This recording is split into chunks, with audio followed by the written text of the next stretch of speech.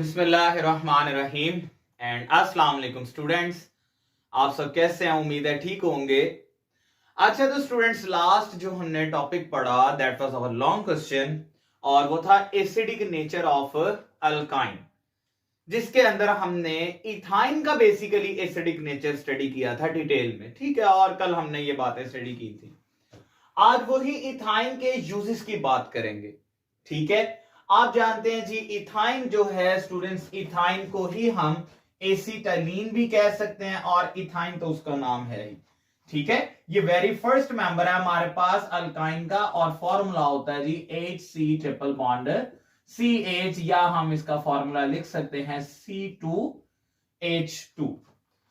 ठीक है, तो इसके यूजेस की तरफ आते हैं। तो सबसे पहली बात करते हैं जी ऑक्सी एसिटिलीन फ्लेम ये जनरेट करता है।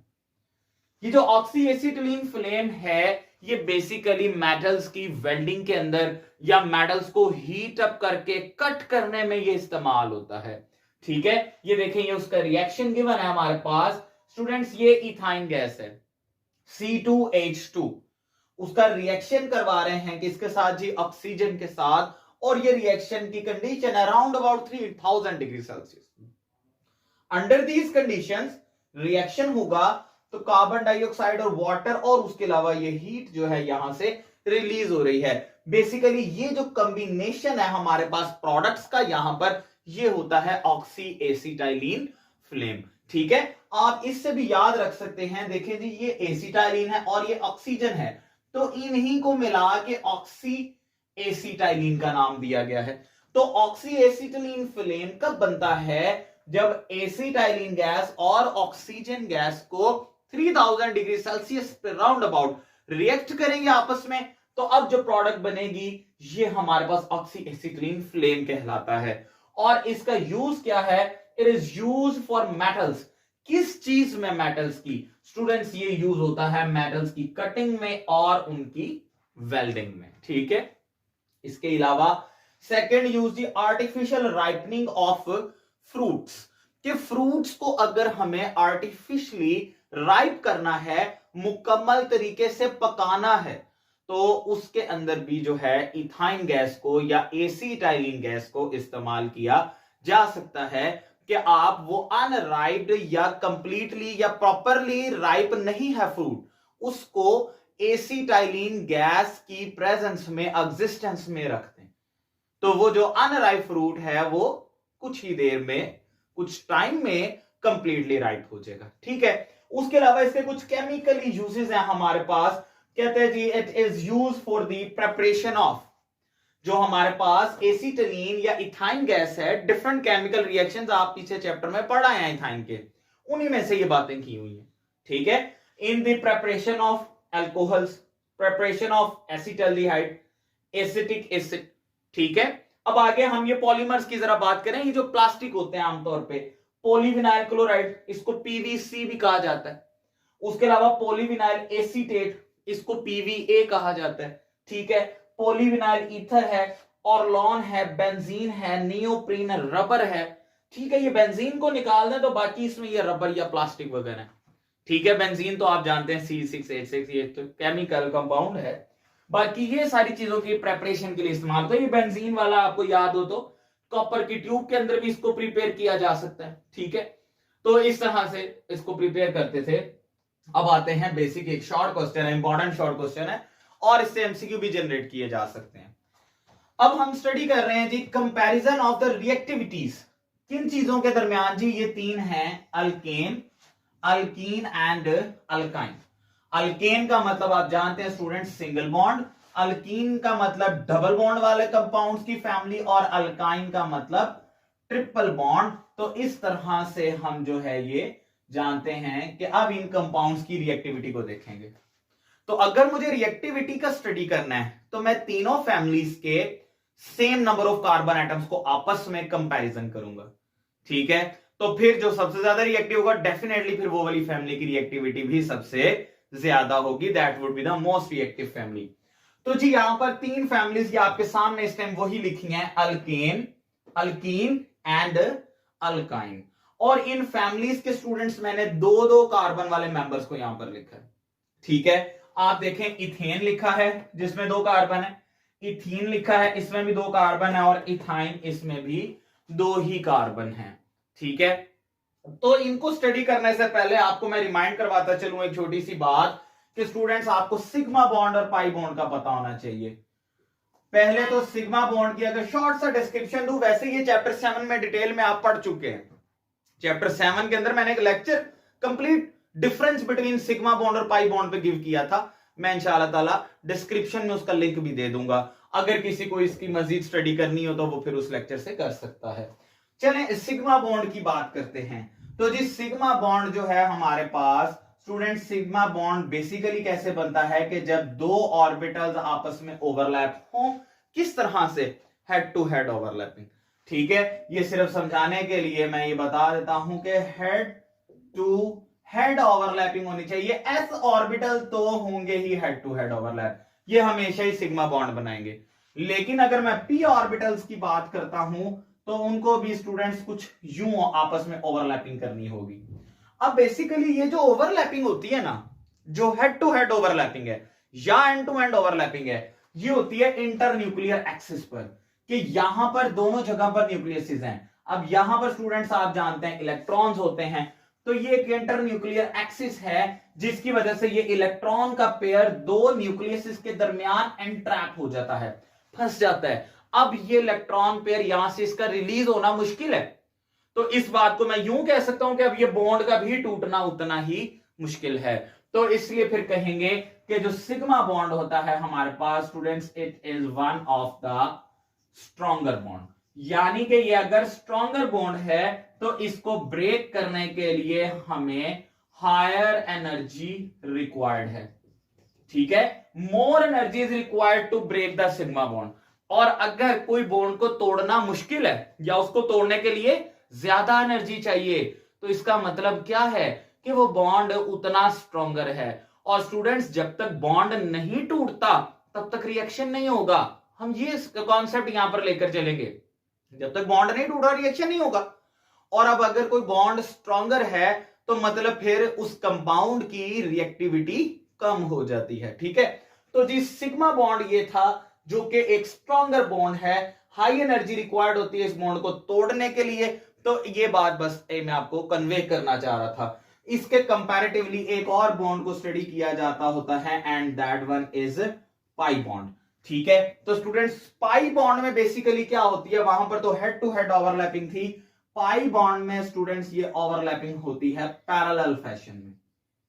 ठीक है, यानी कि ये न्यूक्लियर एक्सिस के ऊपर बॉन्डिंग नहीं होती। और जो एस ऑर्बिटल है ना, वो पाई बॉन्ड नहीं बनाते, क्योंकि वो सिर्फ क्या, वो हेड टू हेड ओवरलैपिंग करते हैं और वो हमेशा सिग्मा बॉन्ड बनाते हैं जो कि बड़ा स्ट्रॉन्गर बॉन्ड होता है। ठीक है, यहां पर मैं पाई बॉन्ड की जब बात करता हूं तो स्टूडेंट पाई बॉन्ड के लिए ये सीख लेंगे, उसके लिए इस तरह से पैरेलल फैशन में ओवरलैपिंग रिक्वायर्ड होती है। अब जो न्यूक्लियस है वो तो यहां पर मौजूद होंगे, ये न्यूक्लियर एक्सिस होगा, तो इलेक्ट्रॉन या तो ऊपर बॉन्ड बनाएंगे या फिर नीचे बॉन्ड बनाएंगे।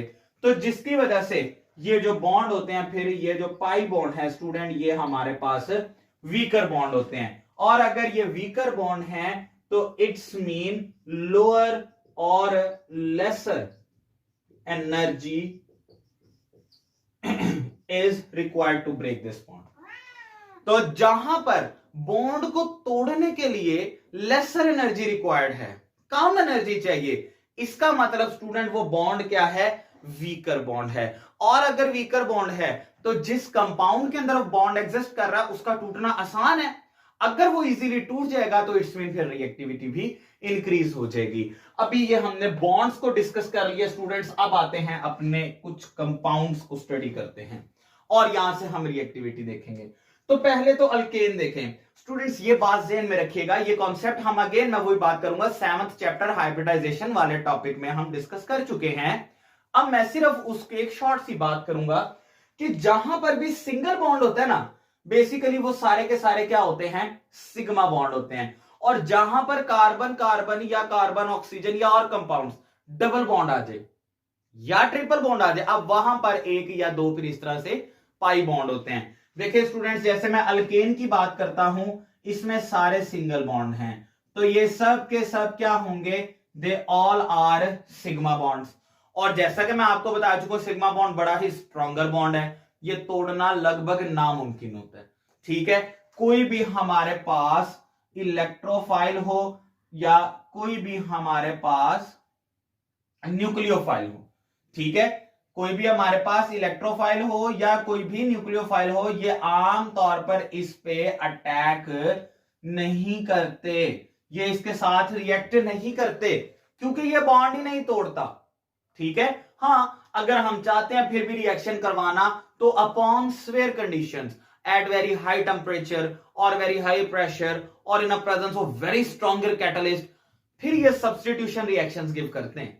ठीक है, सिग्मा बॉन्ड फिर सब्स्टिट्यूशन रिएक्शंस गिव करेगा, फिर बॉन्ड टूटेगा, बट नॉर्मली ये बॉन्ड ब्रेक नहीं करते, क्योंकि इनमें सारे सिग्मा बॉन्ड है। तो फिर मैं क्या कहूंगा कि ये हमारे पास बड़ा ही कम रिएक्टिव है। स्टूडेंट्स बल्कि एक बात याद रख लें कि जो हमारे पास अल्केन हैं, alkanes are the least reactive, ये सबसे कम रिएक्टिव है यहां पर। क्यों? क्योंकि आपने देख लिया इसमें सारे के सारे ही हमारे पास सिर्फ सिग्मा बॉन्ड्स हैं, and that bonds are very very stronger, it is very difficult to bond to break these bonds, so that's why ये लीस्ट रिएक्टिव है हमारे पास। अब आगे चलते हैं जी, अल्कीन और अल्काइन। बेसिकली हमें अल्कीन और अल्काइन में कंपैरिजन करना है। यहां पर ये तो हमारे कंपैरिजन में नहीं आएगा, क्योंकि इसमें तो पाई बॉन्ड है ही नहीं, इसमें कोई वीक बॉन्ड है ही नहीं, तो जिसकी वजह से ये तो रिएक्टिविटी में आएगा नहीं, ये लीस्ट रिएक्टिव होगा। असल कंपैरिजन अल्कीन और अल्काइन में हम पढ़ेंगे। चलिए पहले अल्कीन के बॉन्ड्स देखते हैं। तो स्टूडेंट्स ये सिंगल बॉन्ड है, सिग्मा बॉन्ड कहलाएगा, ये भी सिंगल बॉन्ड है, ये भी सिग्मा बॉन्ड है, ये भी सिंगल बॉन्ड है, सिग्मा बॉन्ड, ये भी सिंगल बॉन्ड है, तो सिग्मा बॉन्ड। अब ये डबल आ गया बॉन्ड, तो इसमें एक सिग्मा बॉन्ड है और एक हमारे पास क्या है, पाई बॉन्ड है। मैं पाई को ब्लू कलर से लिख देता हूं ताकि आपको याद रहे कि इसमें एक पाई बॉन्ड भी मौजूद है। तो जी जैसा कि आप जानते हैं, ये जो सिग्मा बॉन्ड है स्टूडेंट्स, ये तो इंटरन्यूक्लियर एक्सिस पे इसकी डेंसिटी भी यही रहेगी, लेकिन हमारे पास जो पाई बॉन्ड होता है ये पैरेलल फैशन में मौजूद होता है, यानी कि ये बॉन्ड इसके थ्री डायमेंशनली, आप समझें कि अगर ये दो बॉन्ड्स है ना मेरे पास, ये let's say these are to bonds, ठीक है, एक सिग्मा एक पाई है, तो जो पाई बॉन्ड है ना इसका इस तरह से चारों तरफ यूं, इस बॉन्ड के इस तरह से सब तरफ क्या है, इलेक्ट्रॉनिक क्लाउड है। तो उस इलेक्ट्रॉनिक क्लाउड को शो करने के लिए मैं ये दिखा रहा हूं आपको कि लेट्स से कि अगर ये हमारे पास उसका इलेक्ट्रॉनिक क्लाउड है, ठीक है, तो ये जब इलेक्ट्रॉन अबव आएगा तो अबव क्लाउड बन जाएगा, जब बिलो आएगा तो तब हमारे पास क्लाउड भी जो है वो क्या बन जाएगा, बिलो बन जाएगा। तो इस तरह से इसमें तो ये एक इलेक्ट्रॉनिक क्लाउड होता है इस एक पाई बॉन्ड की वजह से। ठीक है, अब यहां पर देखें ये 5 सिग्मा बॉन्ड हैं और इसमें एक पाई बॉन्ड है। स्टूडेंट्स ये पाई बॉन्ड को ब्रेक करना इंतहाई आसान है। उसकी वजह क्या है कि यहां पर डेंसिटी भी जो है ना वो भी बड़ी कम है, इलेक्ट्रॉनिक क्लाउड की डेंसिटी वीकर है यहां पर। क्यों? क्योंकि सिर्फ एक पाई बॉन्ड है, यानी कि 2 पाई इलेक्ट्रॉन्स। तो उन्होंने जो इलेक्ट्रॉनिक क्लाउड बनाया होगा ना वो बहुत ज्यादा डेंसर नहीं होगा, उसको तोड़ना आसान है, और अगर इसको तोड़ना आसान है तो ये रिएक्टिविटी शो करेगा, ये रिएक्टिव होगा। ठीक है, अब इसके कंपैरेटिवली अल्काइन को मैं बताता हूं, फिर हम दोनों को आपस में देखेंगे। अब यहां पर अल्काइन में देखें तो स्टूडेंट्स ये सिंगल बॉन्ड है, ये सिग्मा है, यहां पर भी कार्बन और हाइड्रोजन दरमियान सिंगल बॉन्ड है तो ये भी सिग्मा बॉन्ड होगा। लेकिन अब जहां पर ट्रिपल बॉन्ड आ गया तो स्टूडेंट्स ये एक तो सिग्मा है, बाकी ये 2 जो हैं अब हमारे पास इसमें पाई बॉन्ड है। ठीक है, और अब इन पाई बॉन्ड का इलेक्ट्रॉनिक क्लाउड अगर डिस्कस किया जाए, क्योंकि अब 2 पाई बॉन्ड है ना, और पाई बॉन्ड आप देखें अबव एंड बिलो बनते हैं। यहां पर एक था, जब अबव आएगा तो अबव बिलो यूं स्पीड में आप समझो वो यूं घूमता रहता है। तो स्पीड में अगर घूम रहा है एक ही वक्त में ऊपर भी क्लाउड बनता रहेगा नीचे भी, ठीक है ना। तो ये एक का था। अब यहां पर मैं डबल बात करूं तो आप देखें ये एक पाई बॉन्ड का अगर मैं क्लाउड बनाता हूं, लें जी, ये मेरे पास एक पाई बॉन्ड का क्लाउड, ये जब अबव आएगा वो ये अबव का, और जब बिलो जाएगा तब ये बिलो का क्लाउड आ गया मेरे पास। ठीक है, एक ये मेरे पास एक पाई बॉन्ड का भी मैंने क्लाउड बनाया। एक और पाई बॉन्ड का क्लाउड, वो मैं ब्लू से बना देता हूं जी, ठीक है। तो अब इसमें ये भी क्लाउड आ जाएगा एक। ले स्टूडेंट्स, अब यहां पर भी हमारे पास ये क्या आ रहे हैं, इलेक्ट्रॉनिक क्लाउड आ गए। तो जो दूसरा पाई बॉन्ड था हमारे पास, ये मैंने आपके सामने जी उसका इलेक्ट्रॉनिक क्लाउड बना दिया। अब आप मुझे खुद बताएं कि यहां पर इलेक्ट्रॉनिक क्लाउड स्ट्रॉन्गर है या यहां पर। तो जी ट्रिपल बॉन्ड में इलेक्ट्रॉनिक क्लाउड स्ट्रॉन्गर है। ट्रिपल बॉन्ड जो है हमारे पास, यानी कि अल्काइन, उसकी इलेक्ट्रॉनिक डेंसिटी ज्यादा है, जिसकी वजह से ये कार्बन ना एक दूसरे के करीब आ जाएंगे, दे गेट कम क्लोजर। क्योंकि यहां पर 4 पाई इलेक्ट्रॉन है, यहां पर 2 थे।